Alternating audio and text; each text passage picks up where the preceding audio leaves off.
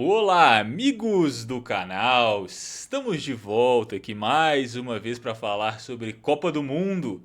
É agora 11 horas da noite e acabamos de assistir um jogaço que nos motivou a gravar esse vídeo, Matheus.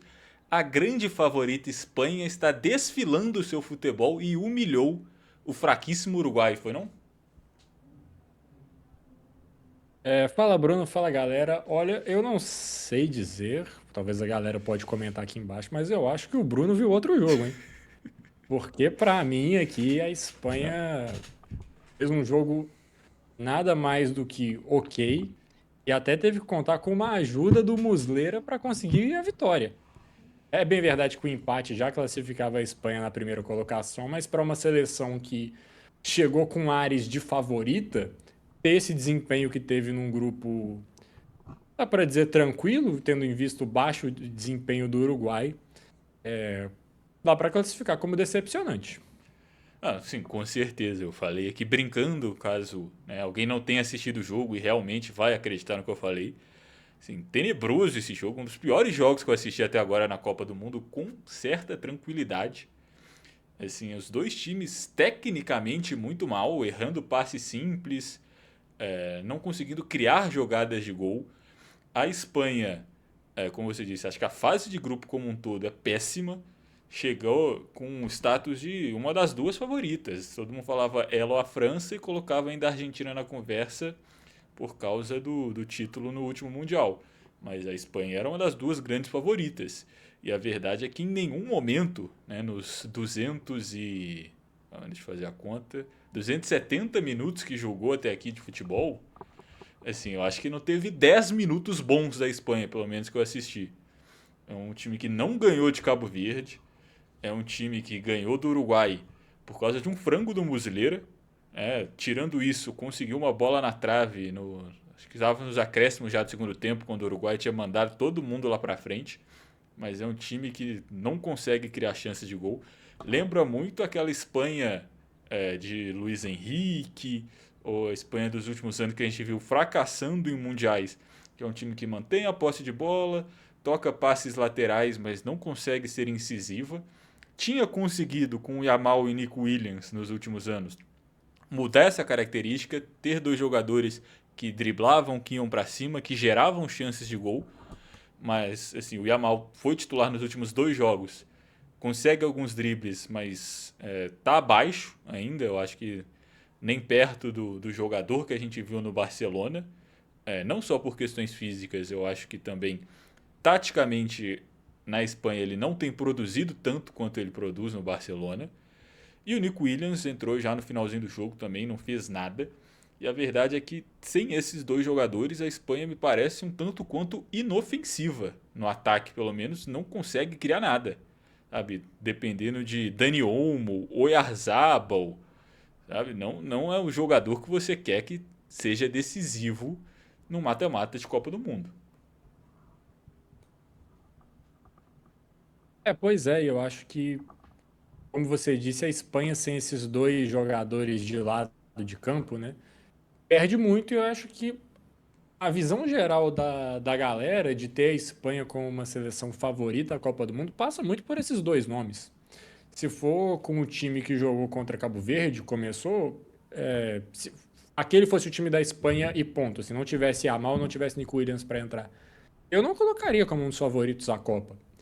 Pelos jogadores que entraram em campo. Seria uma seleção que poderia até dar um trabalho, que tem bons jogadores, mas faltaria aquele grande destaque no ataque para resolver o jogo. Talvez seria uma seleção ali que a gente visse um pouco parecida com Portugal, Holanda, Alemanha, ali, tipo uma prateleira ali um pouco abaixo, que faltasse ali um jogador mais diferente. Eu acho que Portugal tá aí até um pouquinho à frente.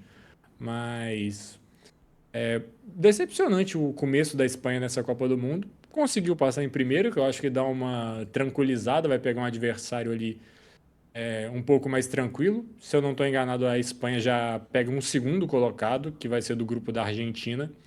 Então, provavelmente Áustria ou Argélia vai ser o adversário da equipe espanhola.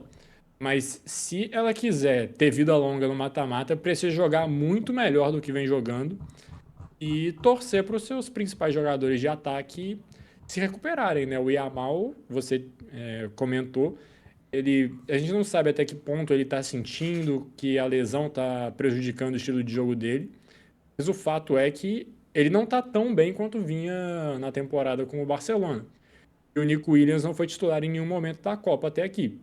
Sendo preservado para um mata-mata, para chegar ali em condições melhores? Eu não sei.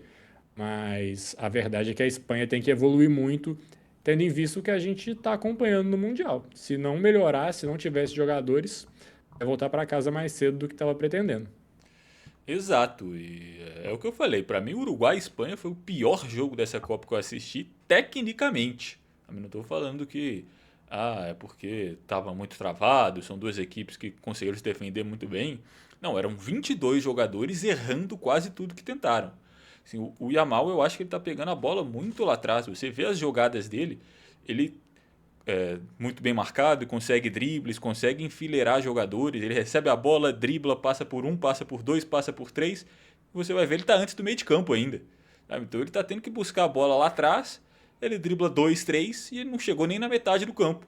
E aí, em algum momento, ou ele toca a bola ou ele perde. Ele não vai conseguir driblar todo mundo da própria intermediária até a área do adversário toda hora. Então eu acho que assim, a Espanha tem que mexer, tem que melhorar, porque desse jeito que está jogando, assim, não vejo chegando longe de forma alguma na Copa. E o Uruguai, assim, vergonhosa participação. As notícias que a gente tem do Uruguai, todos os destaques dessa Copa são coisas negativas, sejam atuações individuais de jogadores importantes, mas principalmente a questão de bastidores. A gente já sabia que a questão com o Bielsa era uma bomba relógio, parece que estourou durante a Copa do Mundo. Ninguém mais ali aguentava olhar para a cara de ninguém. E com certeza o jogo hoje é um reflexo disso. Acho que a maioria dos jogadores ali não estavam com a cabeça dentro de campo. O Muslera não estava nem com a mão, quem dirá com a cabeça. Mais um frangaço dele em Mundial. Acho que a torcida do Uruguai nesse momento deve estar soltando fogos, que no próximo ele vai ter uns 50 anos e não vai ter como colocar ele de novo no gol. Mas assim, triste também o Uruguai que mais uma vez não passa da fase de grupos.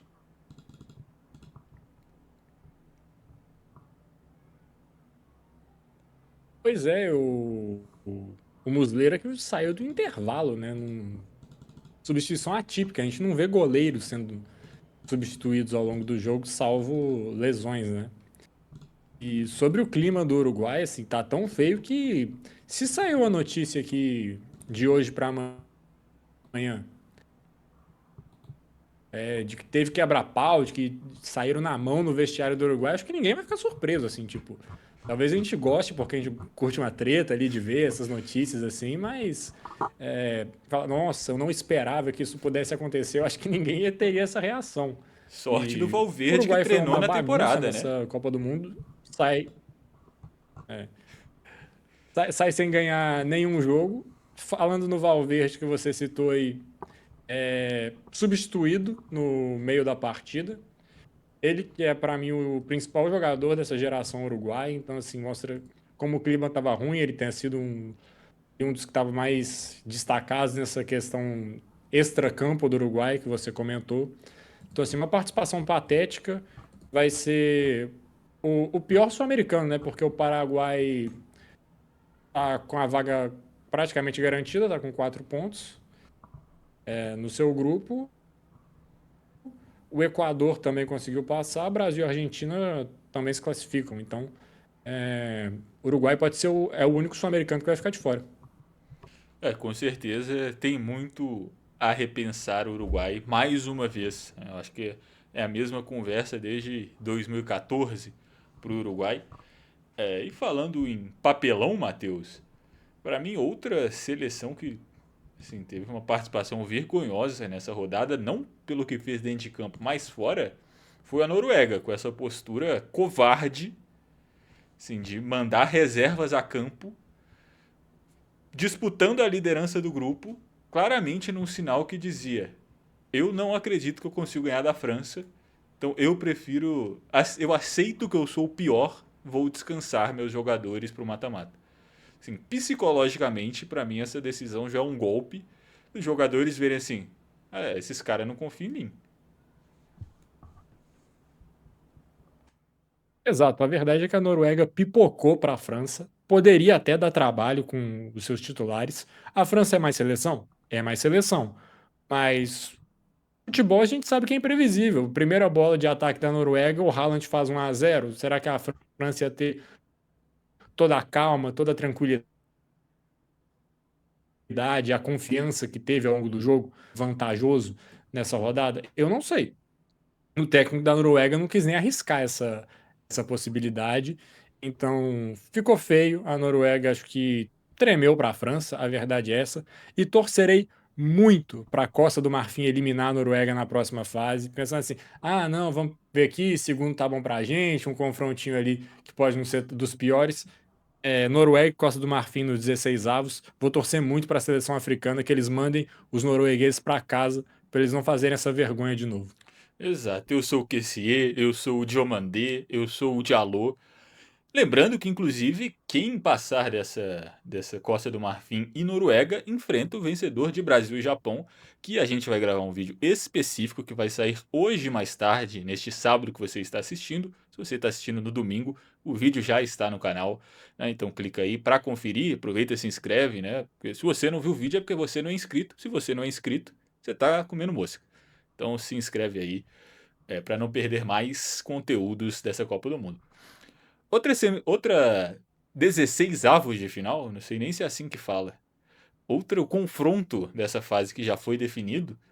E este, assim, um resultado histórico, por um lado, que eu acho que os dois estão felizes com esse jogo, é a Argentina e Cabo Verde. A Argentina tá lambendo o beiço de ter pego, talvez, o confronto mais tranquilo até agora. Mas não, porque eu acho que Cabo Verde, se bobear, ainda é melhor que a Bósnia. Mas com maior disparidade entre as duas equipes. Realmente é um confronto bem. Foi mal. E a Não, Argentina, de boa. assim. E Cabo Verde tá feliz porque passou. Né? Então a Argentina tá feliz que é Cabo Verde tá feliz que tá ali.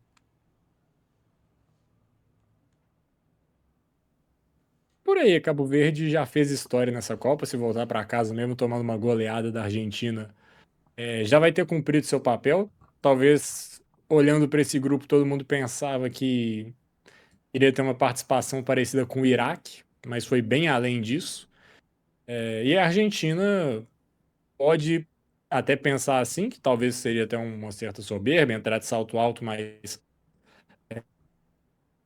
a verdade é que é um adversário bem mais fraco e dá para a Argentina se classificar sem escorrer tantos sustos, né? Sem sofrer tantos riscos nesse jogo. A ideia principal desse jogo é essa. Claro que ao longo com o decorrer da partida, se Cabo Verde conseguir segurar um empate por muito tempo, o cenário vai mudar. Mas é um jogo que, em tese, para a Argentina passar tranquila, apesar de Cabo Verde não ter perdido na Copa até agora. Exato. A defesa cabo-verdiana tem feito partidas muito boas. Lembrando que a Argentina ainda tem mais um jogo, mas já está garantida na liderança. E eu vi a entrevista do Scaloni e ele já disse que o Messi vai estar no banco nessa partida. Então eu imagino que não só ele, como outros jogadores, se não todos os titulares, também vão descansar na última rodada. Tirando isso aqui, Matheus, eu estou vendo pela página do Google da Copa do Mundo que também está definido África do Sul, Canadá, Marrocos e Holanda, Estados Unidos e Bósnia e Herzegovina. Você quer ter algum comentário? Você vai guardar os seus comentários para o vídeo que a gente vai postar este domingo, falando de todos os jogos da fase de 16 avos final? Como é que vai ser? Eu vou dar uma palhinha aqui sobre esses confrontos já definidos. Acho os mandantes favoritos, Canadá e os Estados Unidos nos seus respectivos confrontos. E Holanda e Marrocos é um jogaço. E aqui eu sou um pouquinho mais Holanda, para dizer. Só para não ficar em cima do muro. Acho que eu também. Mas acho que é isso, né? Um vídeo mais rápido aqui, atualizando, falando principalmente desse jogo horroroso que a gente assistiu e motivou a gente a gravar esse vídeo praticamente. Também demos uma palhinha de outros confrontos que já estão definidos. Para saber mais, como eu disse, domingo vai sair um vídeo completinho com todos os confrontos da fase de 16 ao final. Domingo que já começa, inclusive, o mata-mata com África do Sul e Canadá às 16 horas da tarde. Eu acho que é isso, né, Matheus? Ficamos por aqui? É isso, ficamos por aqui. A gente agradece todo mundo que acompanhou o vídeo até o final. Pedimos para você deixar o seu like no vídeo, se inscrever no canal caso ainda não seja inscrito, comentar aqui embaixo o que você achou, se a Espanha está decepcionando, se tem solução essa bagunça do Uruguai para o próximo ciclo, o que você acha dos confrontos até aqui? Tem favorito? Não tem? Quais são os confrontos que ainda podem acontecer, que você está de olho, que você acharia que seriam interessantes de rolar ainda no 16 avos? Compartilha esse vídeo com todo mundo para anunciar que o mata-mata tá chegando, que vai ter jogos muito bons. E para a galera também ir chegando aqui no nosso canal, acompanhando nosso conteúdo, que é uma motivação para a gente continuar gravando. Muito obrigado, galera, e até a próxima. Falou!